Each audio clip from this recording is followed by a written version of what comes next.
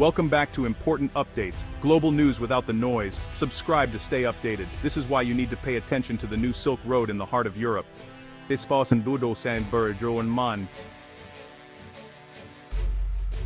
On January 27, 2026, as the first rays of sunlight touched the rooftops of Belgrade, the city awoke to a new era, one that would reshape its place on the world stage. That morning, dignitaries from Serbia and China gathered at a striking new station, their handshakes and smiles, signaling the start of a partnership that had been years in the making. The high-speed train, proudly bearing both nations' flags, represented more than just a leap in modern infrastructure.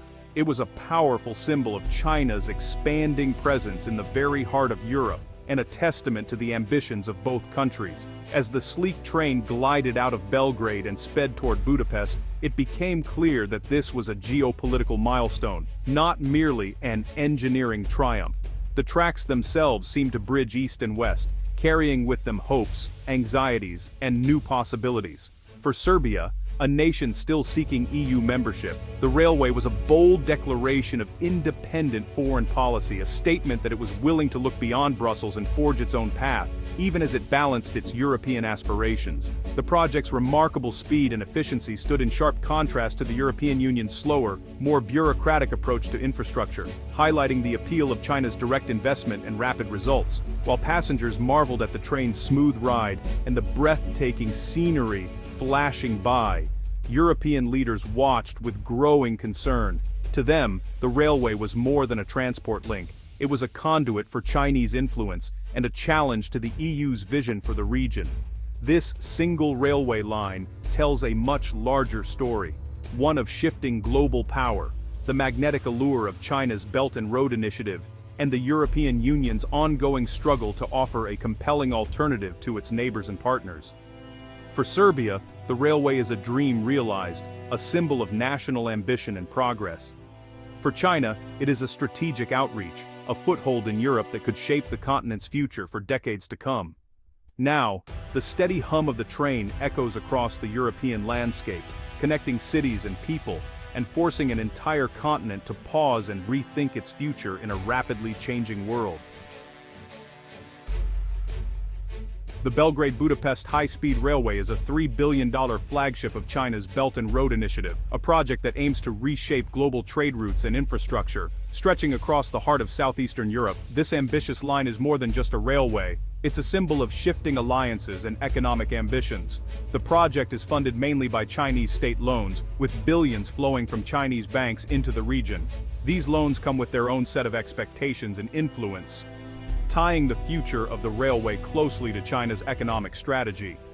It transforms a once slow, outdated route into a modern, high-speed corridor, slashing travel times dramatically and connecting the Balkans to Central Europe like never before. The new line promises faster journeys for passengers and more efficient movement of goods, opening up new opportunities for trade and tourism. For China, it's a vital link from the Greek port of Piraeus to Western Europe, streamlining trade and boosting its economic reach. The railway acts as a crucial artery, allowing Chinese goods to flow swiftly from the Mediterranean deep into the European market, strengthening China's foothold in the region. Chinese and Serbian teams built the line at a pace few European projects can match, highlighting China's appeal, speed, efficiency, and visible results. The rapid construction stands in stark contrast to the often slow-moving infrastructure projects elsewhere in Europe. Serbia, eager for modernization and economic growth, embraced this approach. No lengthy tenders, just rapid progress and visible transformation. For Serbian leaders, the railway is a showcase of progress and a promise of a brighter future. But the price is steep. Heavy loans and questions about transparency, with financial obligations that will last for decades. The true cost of the project goes beyond the initial investment, raising concerns about long-term debt. Critics warn of debt risks and opaque contracts, arguing that the deals lack public scrutiny and may leave countries vulnerable to foreign influence. Protests and debates have erupted, questioning who truly benefits from the project. The project bypassed EU bidding rules, fueling concerns that it serves China's interests more than open competition. European officials worry that such deals undermine the continent's standards for transparency and fair play. For Serbia, it's a leap forward into the future. For Europe, it's a challenge to its established standards and a test of its unity in the face of outside influence. The railway is both a marvel of modern engineering and a test of who will shape the continent's future, a $3 billion bet with stakes that reach far beyond the tracks. Serbia's partnership with China was born from frustration with the slow pace of EU accession talks, which have dragged on for years with little tangible progress. Eager for rapid development and visible change, Serbia turned to new partners who could deliver results quickly. Decades-old infrastructure was holding the country back, and China stepped in with generous loans, advanced technology, and a promise of speed, without the political conditions or lectures that often accompany Western aid. For Belgrade, this partnership was a chance to showcase progress, boost public support, and send a clear message to the EU. Serbia has other powerful friends and options on the global stage. The railway project is just one piece of Serbia's broader foreign policy, carefully balancing historic ties with Russia, keeping the door open to EU membership, and now, deepening economic and political links with China. This multi-directional approach allows Serbia to maximize its options, increase its leverage, and avoid overdependence on any single partner. Chinese investment is especially attractive because it comes without conditions on sensitive issues like Kosovo or media freedom, giving Serbia's leadership more autonomy in domestic affairs. Both governments share a preference for strong, centralized authority and prioritize economic development over adopting Western-style reforms or liberal values. For Serbia, working with China means accelerating modernization and infrastructure growth on its own terms, even if this approach unsettles some in Western Europe and raises questions about the country's future direction. Ultimately, the new railway stands as a powerful symbol of Serbia's ambition to modernize, assert its independence, and shape its own path in a rapidly changing world. In Brussels, the new railway is seen as more than infrastructure. It's a strategic move by China to gain influence inside Europe. The project bypassed EU rules on open tenders, with contracts awarded directly to Chinese firms, raising red flags about transparency and fair competition. This sets a precedent that worries the EU. Can countries sidestep regulations by turning to China?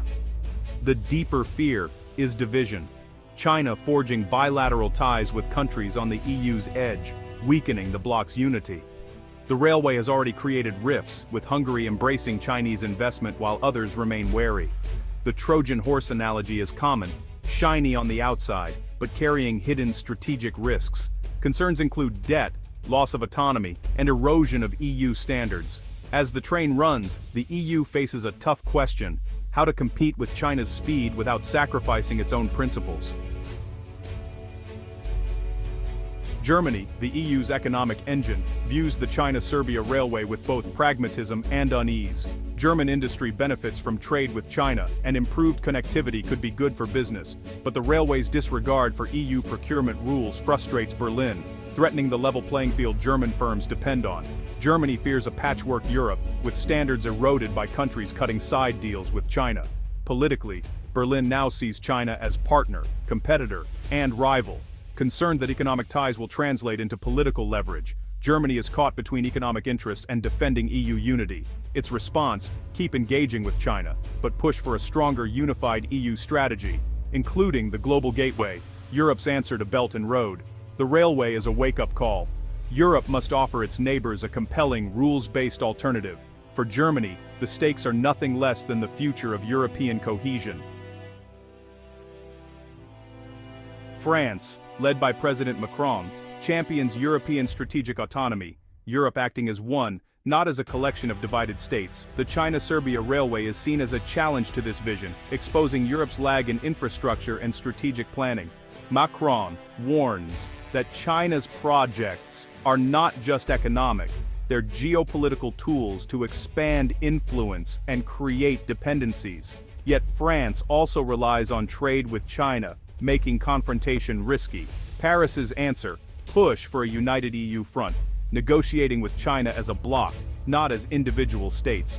France strengthens trade defenses and investment screening, but also recognizes the need to cooperate with China on global issues. The railway is a symbol of Europe's dilemma: compete with China, but also find ways to work together. If Europe doesn't invest in its own future, others will fill the gap. For Serbians, the new high-speed rail is a source of pride and proof of progress. Journeys that once took hours now take minutes, connecting cities and creating new economic opportunities. The project created thousands of jobs and brought new technology, boosting local expertise. Now, businesses and tourism are expected to flourish along the route, spurring further growth. Serbia's position as a Balkan transit hub is strengthened, attracting investment and integrating it into European supply chains. The government hopes the railway will boost both Chinese and Serbian exports. Psychologically, the project signals a break from stagnation, a symbol of hope and national renewal. The gleaming trains show Serbia can modernize, with or without the EU. For many, the sound of the train is the sound of a new Serbian era. The China-Serbia rail line exposes Europe's struggle to deliver big projects quickly. China's rapid construction has forced the EU to rethink its approach, leading to the launch of the Global Gateway, Europe's $300 billion answer to Belt and Road. The challenge: can the EU match China's speed and impact while upholding transparency and sustainability? The railway could spark healthy competition, pushing Europe to modernize its own networks faster. Or it could lead to new partnerships, blending European standards with Chinese efficiency. Europe's future will likely be a hybrid, public and private investment, and perhaps cooperation with China. The key: all projects must meet high standards for quality, environment, and financial health. The Dragon's tracks in Serbia have redrawn the map. Now Europe must decide how to build its own future. The Belgrade-Budapest train is more than engineering. It's a metaphor for our interconnected world. While it's easy to see only rivalry and division, the railway also tells a hopeful story of progress through partnership. Serbia sought a better future and found a way, not by choosing sides, but by pursuing development wherever possible. The project created jobs, saved time, and opened new opportunities, real benefits for ordinary people. It's a bridge between capitals, but also between systems, showing that cooperation is possible despite differences. In a world of rising tensions, such connections matter more than ever. Global challenges require global solutions. No nation can go it alone. The future need not be a zero-sum game. Competition and cooperation can coexist. The China-Serbia Railway is a reminder: progress is best made together.